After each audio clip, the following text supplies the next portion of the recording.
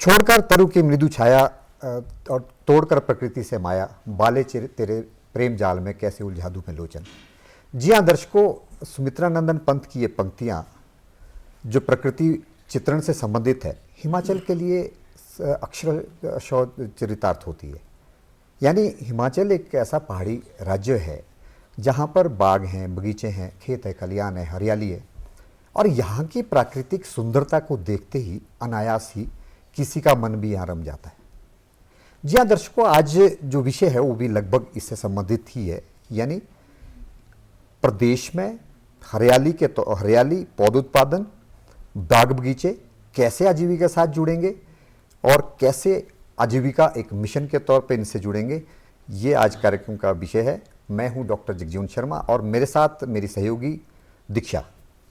नमस्कार दर्शकों, हिमाचल एक ऐसा राज्य है जहां की 90% जनसंख्या गांव में निवास करती है और शेष 10% जनसंख्या प्रत्यक्ष या परोक्ष रूप से कृषि से संबंध रखती है।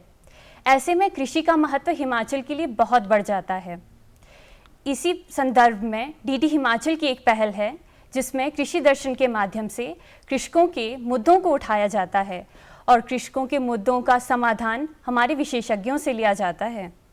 जी हाँ दीक्षा, आपने बखूबी ठीक कहा कि हिमाचल पहाड़ी क्षेत्र है, कृषि प्रधान देश है, बागवानी और किसानी जो है यहाँ की मिट्टी में बसी हुई है। तो क्यों ना आज जो हमारा विषय है और विशेषज्ञ है उससे हम अपने दर्शकों को तारुफ करा दें। जी जरूर। जी हाँ दर्शकों, आज जो विषय है, जैसा कि हमने भूमिका में कहा, विषय आजीविका वर्धन हेतु नर्सरी पौध उत्पादन है और इस विषय पर जो महारत हासिल की है आज हमारे एक्सपर्ट हैं, उससे हम आपका तारुफ करा दें। हमारे साथ मौजूद हैं कुशाल राज जी। कुशाल राज जी, आपका बहुत बहुत स्वागत। धन्यवाद। कुशाल राज जी ना केवल इस विधा में काफ़ी महारत हासिल कर चुके हैं, अपितु प्रगतिशील किसान है और अपने आसपास जो है नर्सरी उत्पादन में लगातार जुड़े रहते हैं और लोगों का, आसपास के बागवानों का, किसानों का मार्गदर्शन भी करते हैं। तो चलिए दीक्षा, शुरुआत करते हैं हमारी आज के इस कार्यक्रम की और जानकारी साझा करते हैं आज के विषय पे। सबसे पहले कुशाल जी, मेरा सवाल आपसे ये कि ये जो नर्सरी पौध उत्पादन है, ये कैसे हम अपनी आजीविका, अपनी लाइवलीहुड के साथ जोड़ सकते हैं? जीवन जी, बहुत अच्छी बात आपने कही। जैसा आपने अपनी पृष्ठभूमि में कहा कि हिमाचल प्रदेश एक बागवानी क्षेत्र है और मैं ये कहना चाहूँगा कि अभी तक जो हमारा बागवानी का जो फल उत्पादन में सेब का जो हिस्सा है लगभग 80% है, जो और अपना जो भूमि का क्षेत्र लगभग 60% है। तो जैसे जैसे लोगों में एक जागरूकता आ रही है, क्योंकि हम लोग यहाँ पर परंपरागत खेती करते आए हैं, जैसे जैसे आपको मालूम है कि हमारे कुछ ज़िला हैं, जैसे शिमला है, कुल्लू है, मंडी है, चंबा है, इन क्षेत्रों में तो सेब उत्पादन होता है। उसके अलावा जो हमारा और जो क्षेत्र हैं, जो अन्य ज़िले हैं, जो हमारे थोड़े तराई के क्षेत्र हैं या जो मध्यवर्ती क्षेत्र हैं, यानी जो सेब उत्पादन से अछूते हैं, हाँ अछूते हैं, उनमें भी संभावना है बागवानी की। जैसे आपने कहा कि बागवानी की हम बात कर रहे हैं, तो सेब उत्पादन से संबंधित जो नर्सरियां हैं वो तो लगभग सभी क्षेत्रों में हैं। लेकिन जो बाकी जो क्षेत्र है जहाँ पे संभावनाएं बहुत हैं, अभी स्टोन फ्रूट की बहुत संभावना है, तो उनके लिए पौधों की भी आवश्यकता रहती है। तो अभी तक तो हमारे जितने भी लोग हैं जो छुटपुट कार्य कर रहे हैं वो निर्भर करते हैं या तो हमारी नौनी जो यूनिवर्सिटी है वहाँ है, या कुछ जो है हमारा जिसको हम नर्सरी का हब भी मानते हैं, कुल्लू, वहाँ से लोग लाते हैं। तो जो हमारा ये जो बाकी बचता जो क्षेत्र है, यहाँ पे जो नर्सरी के लिए पौधों की जो आवश्यकता रहती है, उस आवश्यकता को पूरी करने के लिए बहुत सारी नर्सरियों की आवश्यकता है। तो नर्सरियाँ होंगी, आजीविका का साधन बनेगा ही। तो इस दृष्टि से नर्सरी में बहुत स्कोप है कि आदमी अपनी आजीविका से कमा सकता है। जी सर, इसी संदर्भ में आपसे जानना चाहेंगे, जैसे कि आपने बताया आप नर्सरी का उत्पादन करते हैं, तो आप अपनी नर्सरी में किस किस तरह के पौधों का उत्पादन करते हैं, ये जानना चाहेंगे। जी हाँ, देखिए, जिस क्षेत्र विशेष में मैं रहता हूँ वहाँ की ऊंचाई समुद्र तल से लगभग 1200 मीटर है। और वो ये क्षेत्र आता है जहाँ पे गुठलीदार फल जो हैं, जिसमें आड़ू है, खुमानी है, अपने कुछ हमारा नाशपाती, कुछ हमारे ऐसे भी सेब की भी कुछ किस्में हैं जो कि गर्म क्षेत्रों में हो सकती हैं, जिसमें अन्ना है, डॉर्सेट गोल्डन है, स्लोमिथ है, माइकल है। तो ऐसे क्षेत्र पे हम निवास करते हैं और हमारा इस हिमाचल प्रदेश का लगभग 30 से 35% क्षेत्र ऐसा है, भूभाग है, जो कि इस जोन में फॉल करता है। तो उस जोन पे जो फल हो सकते हैं उनके जो पौधे वो हम तैयार करते हैं। हम आड़ू की बहुत सी वैरायटियाँ तैयार करते हैं। इसमें आपका जुलाई लबट्टा है, आपका रेड हेवन है, हमारी स्नो क्वीन है, वो भी नेक्ट्रिन जिसको हम कहते हैं। नेक्ट्रिन एक ऐसा फल है जिसकी शक्ल देखने में पलम है लेकिन उसमें टेस्ट में आड़ू का होता है, वो भी हम तैयार करते हैं। खुमानी की बहुत सी किस्में हैं, जैसे एक खुमानी की किस्म है न्यू कैसल, जो कि बहुत जल्दी बाजार में आ जाती है मई में, जब आपका बाजार बिल्कुल खाली होता है, उसके पौध भी हम तैयार करते हैं। उसके अलावा अनार है, क्योंकि आप सब जानते होंगे कि हमारा कुछ भूभाग क्षेत्र ऐसा है जहाँ पे हमारा प्राकृतिक तौर पे हमारे अनारदाना होता है, दाड़ू होता है, तो जहाँ दाड़ू होता है निश्चित तौर पे वहाँ अनार भी होगा, तो अनार के पौधे भी हम तैयार करते हैं। तो इस प्रकार से विभिन्न प्रकार के, और कुछ पौधे अखरोट के भी, क्योंकि अखरोट ऐसा फल है जो कि 1200 की हाइट से 2500 की हाइट पे बहुत अच्छा परफॉर्म करता है, तो कुछ पौधे हम उसके भी तैयार करते हैं। जी कुशाल जी, जैसे आपने कहा कि सेब उत्पादन का भूभाग जो है काफ़ी क्षेत्र में हिमाचल में फैला हुआ है, लेकिन कुछ ऐसे क्षेत्र भी जैसे 30 से 40% एरिया ऐसा भी है प्रदेश में जिसमें जो मिडल क्षेत्र में आता है या लोअर में आता है, जहाँ सेब उत्पादन उतना उस तादाद में नहीं होता है। उनके लिए आपने संभावनाएं तलाशी हैं और ये आप बहुत अच्छा काम कर रहे हैं, और मुझे लगता है इसके लिए आप बधाई के पात्र हैं, क्योंकि उस क्षेत्र में भी ये आजीविका से जुड़े पौध उत्पादन और नर्सरी उत्पादन, ये पहल जो आपने की उसके लिए काबिल गौर है। मेरा सवाल ये है कुशाल जी, जैसे आपने कहा कि इस क्षेत्र में, जिस क्षेत्र की हम अब चर्चा कर रहे हैं, जो आपने कहा इसमें गुठलीदार स्टोन फ्रूट्स जो है वो आप ज़्यादा उत्पादन करते हैं, नर्सरी ज़्यादा पैदा करते हैं, और उनमें आपने बताया नाम भी लिए, आड़ू की तरह तरह की किस्में होगी, फिर आपने नाशपाती कहा, नारदाना कहा, बहुत सारी, खुमानी कहा आपने, बहुत सारी फसलें, और ऐसा भी कहा कि ऐसी फसलें भी है कि मार्केट खाली होता है और अच्छे दाम में मिलते हैं। बिल्कुल। लेकिन मेरा सवाल आपसे ये है कि आप किस तरह का हमारे दर्शकों को जरा जरूर बताएं, बागवानों को, कि किस तरह की पौध जो है वो ज़्यादा फायदेमंद रहती है, यानी सीडलिंग, रूट स्टॉक, या क्या कौन सी ज़्यादा फायदेमंद रहती है जो मार्केट में भी अच्छी और उत्पादन भी अच्छा हो? जी, बहुत अच्छी बात आपने कही है। ये जो आपका वैसे तो बेसिकली रूट स्टॉक ही होता है, एक सील्डिंग रूट स्टॉक है, एक क्लोनल है। सील्डिंग रूट स्टॉक का मतलब है कि जिसे हम बीज से तैयार करते हैं, क्लोनल रूट स्टॉक के हम उसकी टहनियों से लेकर के फिर हम उसको रूट स्टॉक को हम तैयार करते हैं। दोनों में अंतर सिर्फ इतना है कि जो हमारा सील्डिंग रूट स्टॉक होता है उसकी लाइफ थोड़ी लंबी होती है, मतलब पौधे की आयु ज़्यादा होती है। थोड़ा ये है कि फल उत्पादन थोड़ा समय ज़्यादा लेता है। यदि आपका रूट स्टॉक 3 साल में फल देगा तो सील्डिंग लगभग 5 वर्ष में देगा। लेकिन रूट स्टॉक पे लोग इसलिए जा रहे हैं कि हाई डेंसिटी प्लांटेशन का भी एक नया ज़माना आ गया है। लोग चाहते हैं कि भाई हमको जल्दी फल मिले, कम क्षेत्र में ज़्यादा, क्योंकि जिससे भूभाग घटता जा रहा है। नेचुरली किसान है, हम लोग चाहेंगे ज़्यादा उत्पादन हो, लेकिन इसमें थोड़ा सा मैं किसान भाइयों से जरूर कहना चाहूँगा कि इस विषय पर आप ये ध्यान जरूर दें। यदि आपके पास पानी की उपलब्धता है, आप टपक सिंचाई योजना का प्रबंध कर सकते हैं, तो आप रूट स्टॉक पर अवश्य जाएँ।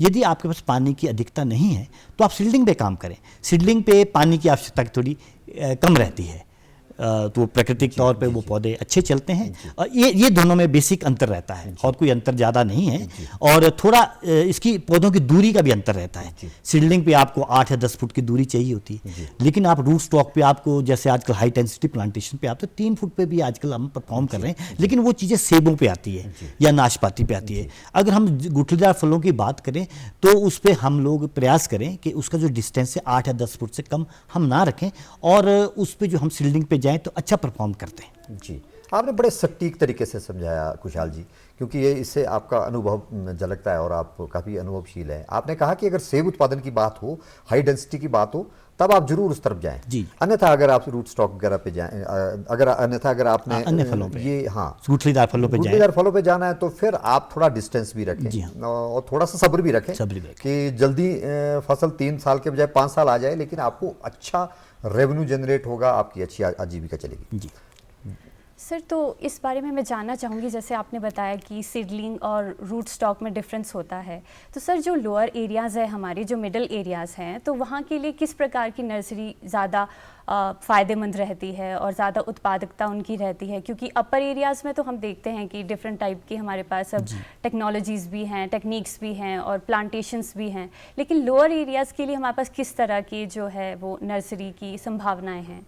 हाँ, देखिए, अगर हम लोग 1000 मीटर से नीचे की बात करें तो आपका आम, लुकाट, नींबू, संतरा, आपका अमरूद, ये उत्पादन वहाँ अच्छा होता है। जैसे जैसे हम 1000 मीटर से ऊपर आ गए तो आपका आड़ू, खुमानी, कुछ वैरायटियाँ नाशपाती की, कुछ अखरोट, इस प्रकार के फलों पे हम चले जाते हैं। तो जिस क्षेत्र की आप जो प्रश्न आपका है कि हम किस प्रकार का वो करें, मैं एक चीज़ कहना चाहूँगा, अगर नर्सरी की हम बात करें, क्योंकि हमारी टोटल डिपेंडेंसी, जैसे मैंने कहा है कि अभी हमारी डिपेंडेंसी जो या तो नॉन इन्वेस्ट पे या हम कुल्लू जाते हैं, तो जो गुठलीदार फलों की नर्सरियों की यहाँ अपार संभावना है। जहाँ तक मेरी जानकारी है, अभी हमारे पास जो नज़दीक में जो 3 विकास खंड हैं, जिसमें बसंतपुर है, मशोबरा है, अभी नया विकास खंड हमारा टूटू बना है। मुश्किल से जो गुठलीदार फल के जो उत्पादक हैं, जो पौधे हैं, मुश्किल से 2 या 3 नर्सरी मैन हैं। तो आप सोच लीजिए इतना बड़ा क्षेत्र है और बिल्कुल अपार संभावना है, क्षेत्र खाली पड़ा है और लोग धीरे धीरे इस चीज़ को समझ रहे हैं कि हम लोग को बागवानी की तरफ जाना है। डाइवर्सिफिकेशन की तो आज आवश्यकता है, बहुत आवश्यकता है। तो इसमें अपार संभावना है और अगर कोई इसे करना चाहता है वो करे जी। और इसमें बहुत अच्छी संभावना है। जहाँ तक मेरा अपना अनुभव है, मैं जो समझ पाया हूँ लगभग पिछले 4-5 वर्षों से जो नर्सरी काम कर रहे हैं, उससे जो मैंने पाया इसमें लाभ है जी। कुशाल जी, आपने कहा कि लंबा अनुभव है, स्वाभाविक है आपका लंबा अनुभव है, तभी आप अनुभव के आधार पर ही हमारे प्रोग्राम में हमारे दर्शकों से रूबरू हो रहे हैं और हमारे बागवानों का मार्गदर्शन भी कर रहे हैं। आपकी व्यक्तिगत उपलब्धियाँ उस पर भी मैं आऊँगा, लेकिन उससे पहले एक और प्रश्न जहन में आता है। जैसे दीक्षा जी ने एक महत्वपूर्ण सवाल आपसे किया कि किस तरह की संभावना है लोअर बेल्ट में, अपर में, और नर्सरी कौन कौन सी लगाई जानी चाहिए। लेकिन मेरा सवाल ये है कि बहुत बार कुशाल जी ये होता है कि बागवान जो है, किसान बागवान जो है, वो नर्सरी के लिए बीज या नर्सरी जो है वो कहीं से भी ले आता है। आजकल बहुत सारी है, कोई सर्टिफाइड एजेंसी नहीं भी हैं या ब्लॉक वगैरह नहीं भी हैं। लेकिन बाद में क्या होता है कि बाद में पता चलता है कि वो जो वैरायटी उससे दिखाई गई थी या जिसकी उसकी अपेक्षा थी वो नहीं मिल, कोई और ही वैरायटी निकल गई और सारी मेहनत बेकार हो जाती है। ऐसे में उन किसानों और बागवानों के लिए आप क्या हिदायत देंगे कि कहाँ से आप ये इकट्ठा करें और सुनियोजित तरीके से थोड़ा सा, ताकि आपको कोई बाद में घबराना ना पड़े, जो आप लाएँ और वो फ़ायदेमंद भी हो आपको। बड़ा मूल प्रश्न आपने किया है और बागवानी के क्षेत्र में ये एक मतलब ये बागवानी की पहली सीढ़ी है जी। क्योंकि बच्चे को एक तरह हम पौधे को पालते हैं और उस पर बड़ी मेहनत करते हैं। आपने कहा उसकी कई बार तो आदमी अपनी ताउम्र की हम कमाई उस पर लगा देता है और अगर हमारा बीज और हमारी पौधी अगर स्वस्थ और सही नहीं होगी तो हमको बाद में उसके परिणाम भुगतने पड़ते हैं। आए दिन जो है विभाग भी इस पे काम करता रहता है, बहुत से माध्यम से इस पे लोगों में जागरूकता फैलाई जाती है कि जब भी हम कभी पौध लें या तो हम सरकारी नर्सरी से लें या फिर जो भी पंजीकृत नर्सरी है। कई बार ये देखने में आया है कि कई लोग जो है सड़कों के किनारे पौध देख करके बैठे होते हैं, वो बेचते रहते हैं। आपका जो प्रश्न था बिल्कुल सटीक था, सही था और आपका इशारा भी शायद उसी तरफ था। जितने भी हमारी पंजीकृत नर्सरियाँ हैं, सरकार द्वारा पंजीकृत होती हैं, उनसे ही आप पौध लें, क्योंकि पंजीकृत नर्सरी वाला वही पौध तैयार करता है जिसका उसके पास लाइसेंस होता है, उसके द्वारा और नहीं दे सकता। और एक नर्सरी मैन का जो है साल में लगभग 2 या 3 बार जो है निरीक्षण होता है उन पौधों का, उसके बाद वो पौध जो है बेचने के लिए तैयार होती है।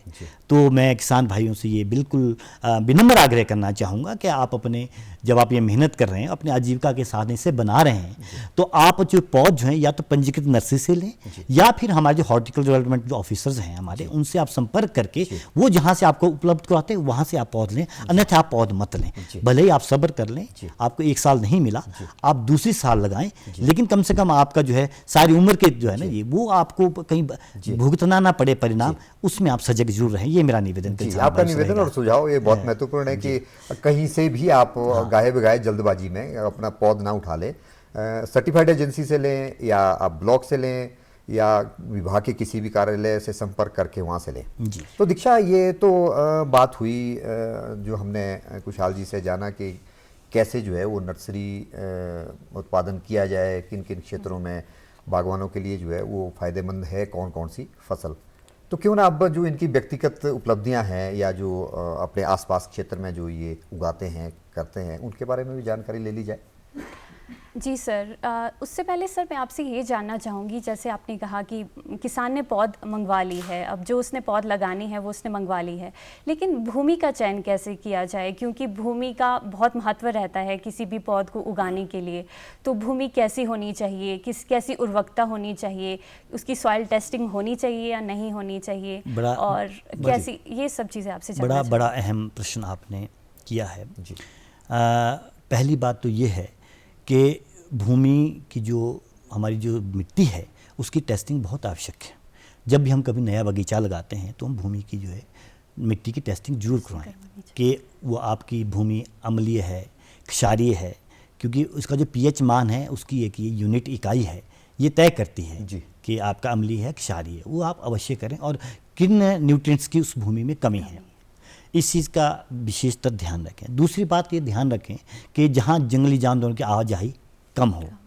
और तीसरी बात का ये अवश्य वो ध्यान रखें, जो बगीचे के लिए जो ढलान है वो उत्तरी पूर्वी ढलान सबसे उत्तम मानी जाती है, जहाँ सुबह के समय की धूप हो और शाम के टाइम वहाँ छाँव आ जाती है। इस प्रकार की जो भूमि है वो उपयुक्त मानी जाती है। सुबह की धूप अनिवार्य है। जी हाँ, और थोड़ी समतल हो, ढलानदार हो, लेकिन पानी एकत्र ना होता हो। अगर मिट्टी में पानी ज़्यादा एकत्र होगा तो उसमें आपके जड़ सड़न का जो रोग है वो ज़्यादा लगने की संभावना आती है। इन चीज़ों का ध्यान रखें। और सबसे बड़ी बात कि आप पानी की जो है उपलब्धता आपके पास हो। आपके पास प्राकृतिक स्रोत पानी का नहीं है तो आजकल तो बहुत सी चीज़ें हैं, आप अपना रेन हार्वेस्टिंग टैंक बना लें, सारी वर्ष का जितना भी पानी उसमें एकत्र होता है उसको आप जो है उसको उपयुक्त समय पे आप उसको, जैसे अपना अप्रैल महीना है, मई है, जून है, ये 3 महीने ऐसे होते हैं जहां हमें पानी की आवश्यकता ज़्यादा रहती है, तो उसमें आप उसका सदुपयोग कर सकते हैं। तो ये कुछ बातें अगर इनका ध्यान बागवान भाई रखेंगे तो निश्चित तौर पे वो अपने लक्ष्य में कामयाब होंगे, अपनी आजीविका भी इससे कमा पाएंगे। जी।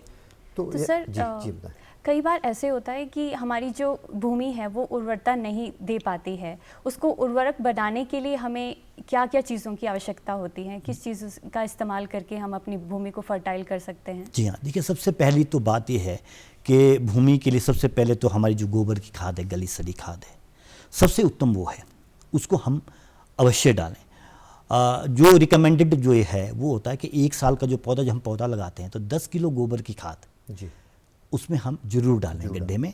उसके साथ नाइट्रोजन की पूर्ति के लिए 250 ग्राम नाइट्रोजन, अपना पोटाश और फास्फोरस, लगभग पूर्व में जब हम प्रारंभ करते हैं ये 4 चीज़ों का हम मिश्रण तो हम अवश्य डालते हैं। इसकी मात्रा जो है वो साल दर साल बढ़ती है।